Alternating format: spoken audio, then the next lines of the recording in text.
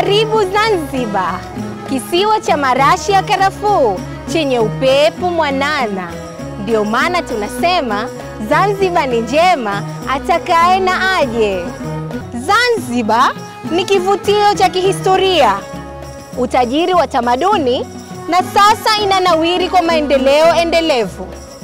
Zanzibar yenye kusheheni uhifadhi wa asili na tamaduni, Zanzibar yenye haiba ya ukarimu, Zanzibar yenye mvuto wa kitalii.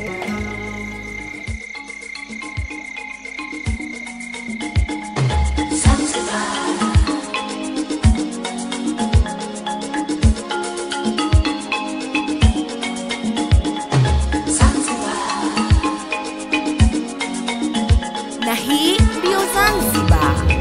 Karibu kwenye safari ya maendeleo ya Zanzibar. Uchumi wa Zanzibar unaonesha ukuaji mkubwa wa 7.4%. Pato la taifa limekuwa hadi kufikia mwaka 2024 kutoka trilioni 4.78 hadi trilioni 6.57, ambalo ni ongezeko la 37%. Ongezeko kubwa lililotokea kwenye uongozi wa Jemedari Daktari Hussein Ali Mwinyi. Si hivyo tu, mapato ya serikali yaliongezeka kutoka bilioni 856 hadi trilioni 2.104 na kupelekea bajeti ya maendeleo nayo kuinuliwa kwa 34.7.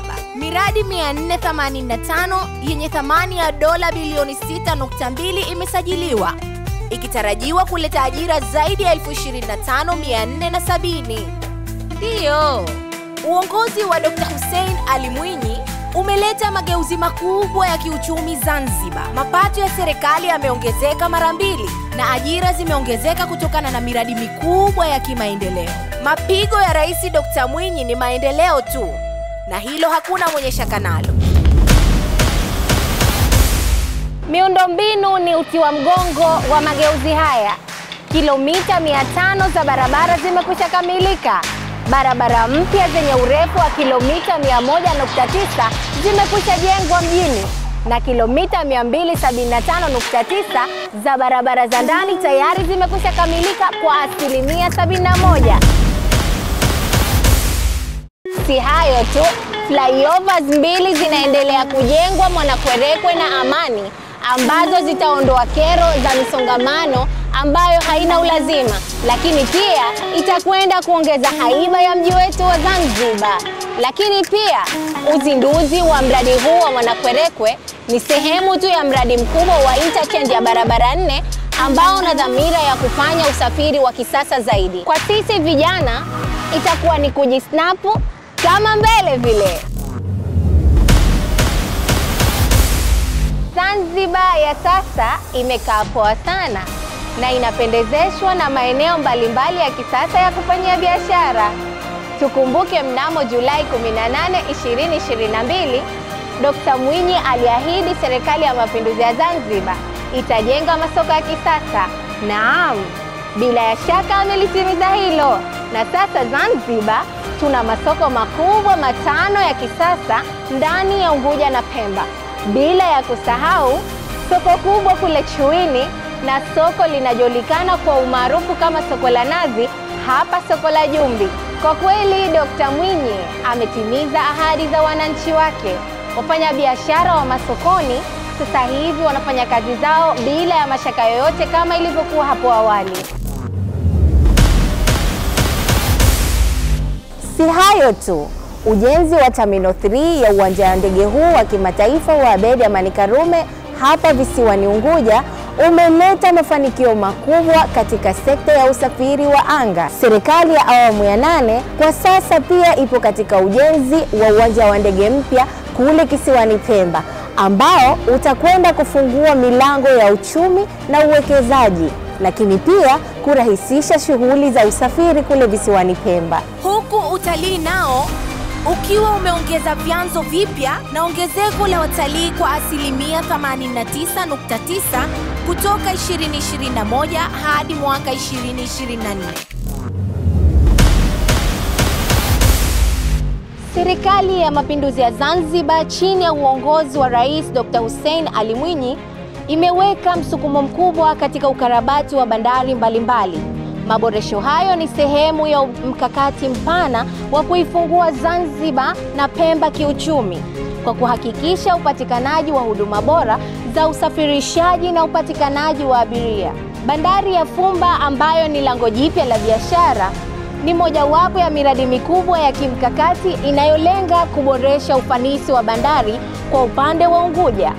Mradi huu uliogharimu zaidi ya shilingi bilioni 15.3 ambapo bandari hii ina uwezo wa kuhifadhi zaidi ya makontena 3,000 kwa wakati mmoja. Lengo ni kuongeza idadi ya makontena yanayohudumia katika bandari ya Zanzibar kutoka 82,312 kwa mwaka 2018 hadi kufikia 105,000 kwa mwaka huu 2025. Pamoja na maboresho ya bandari ya Mkoani, serikali ya awamu ya 8 inaendelea na ujenzi wa bandari ya Shumba iliyopo Micheweni, mkoa wa Kaskazini Pemba, ambapo ujenzi wa bandari hiyo kwa sasa umefikia zaidi ya 65%. Sikia na hii sasa. Umeme Zanzibar umefikia zaidi ya nyumba 138,065 ambapo vijiji 231 vimekusha unganishwa, na sasa wananchi wanafurahia huduma hiyo muhimu katika maisha yao ya kila siku. Acha tuseme Dr. Hussein Ali Mwinyi ameng'arisha maisha ya Wazanzibari. Lakini pia maji safi na salama sasa yanapatikana kupitia mabomba, visima na matangi pia. Lakini kumbuka pia yamewekwa mabomba yenye urefu wa kilomita 449.93 kwa sasa maji mwerere. Saa zote tunakoga na kunywa bila madhara yoyote. Dr. Hussein Ali Mwinyi ameweka msukumo mkubwa katika sekta ya uchumi wa bluu, na hilo wala halipingiki. Uzalishaji wa samaki umeongezeka kwa zaidi ya 100% na ajira zimeongezeka katika ufugaji wa mwani na hata majongo ya bahari. Hapa kwenye sekta hii, Dr. Mwinyi ameupiga mwingi haswa, maana ameongeza ajira si tu kwa vijana bali na kwa wanawake na wananchi wote kwa ujumla, na kurahisisha kitoweo kupatikana kwa urahisi kabisa. Mbali na hayo, zaidi ya boti 1027 za uvuvi tayari zimesambazwa kwa wananchi. Mashamba ya ufugaji wa baharini yamejengwa na mafunzo kwa wakulima zaidi ya 1,000 tayari yamekwisha kutolewa. Hii ni hatua muhimu ambayo itaenda kukuza uchumi kwa wananchi wa mjini na vijijini ambao wanatumia bahari ili kuongeza kipato chao. Kutoka katika sekta ya afya, zaidi ya shilingi milioni 134.24 zimewekezwa katika sekta hii. Tuanze na hospitali ya mkoa wa Lumumba ambayo ina uwezo wa kuhudumia zaidi ya wagonjwa 893,169 kwa mwaka na kulaza zaidi ya wagonjwa 208 kwa wakati mmoja. Vituo vya afya 10 na zahanati 35 zimejengwa ndani ya Unguja na Pemba, huku kila wilaya ikiwa na hospitali yake kubwa ambayo inatoa huduma kwa weledi wa aina yake bure kwa wananchi wote, na upatikanaji wa bima ya afya ambayo wananchi wanaweza kutumia katika sehemu yoyote ya hospitali hapa Zanzibar pia imerahisishwa. Tusisahau mpango wa uzazi ni maisha. Rais Dr. Mwinyi alizindua malengo makubwa kufikia mwaka 2030, ikiwemo kupunguza vifo vya kina mama hadi 70 kwa kila vifo 100,000 vya uzazi hai, lakini pia kupunguza vifo vya watoto wachanga hadi 12 kwa kila vifo 1,000, lakini pia kupunguza vifo kwa watoto chini ya miaka 5 hadi 25 kwa kila vifo 1,000. Itoshe kusema Dr. Hussein Ali Mwinyi hana mbambamba na afya za wananchi wake. Zanzibar ya Dr. Mwinyi imeweza kuimarisha sekta ya elimu kwa kiwango kikubwa. Ufaulu wa Form 2 umeongezeka kutoka 76.8 hadi asilimia 84.4 na form 4 kutoka asilimia 66.3 hadi asilimia 82. Shule za kisasa za ghorofa 35 zimejengwa ambazo ndani yake zina maabara, maktaba, vyumba vya kompyuta, na hii imeenda kuvuka malengo ya awali ambayo ilikuwa ni kuongeza vyumba vya madarasa 1500 tu.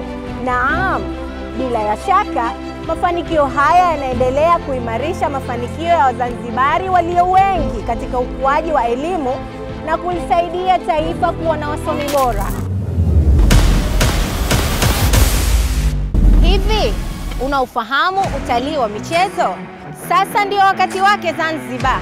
Ukarabati mkubwa umefanywa wa viwanja vya michezo kama vile Gombani kule Pemba, ikiwemo New Amani Complex, Mao Zedong na viwanja vya Maisara yamezidi kuongeza chachu ya ukuaji wa sekta ya michezo hapa Zanzibar. Na hapo bado Dr. Mwinyi akaona haitoshi, anaendelea kutujengea viwanja vya michezo kila wilaya. Ndo hapa sasa Wazanzibari wanakwambia Dr. Mwinyi ni jembe, anatosha na chenji inabakia. Soka la kimataifa sasa hivi tunalishuhudia live kupitia viwanja vya New Amani Complex. Mwaka huu 2025, bendera za mataifa yaliyoshiriki mashindano ya CHAN zilipepea ndani ya New Amani Complex. Na ifikapo 2027, tunatarajia kitenga cha AFCON kitapulizwa katika ardhi ya viwanja vya New Amani Complex Zanzibar kwa mara ya kwanza. Hii haijawahi kutokea. Njumu za soka safi la Kiafrika zitaikanyaga Zanzibar. Zanzibar is a beautiful island of Africa. Kisiwa cha marashi ya karafuu. Kuishi Zanzibar, raha ya khe. Chei chei. Zanzibar ni njema, atakaye na aje. Zanzibar hakuna matata. Zanzibar, oh Zanzibar.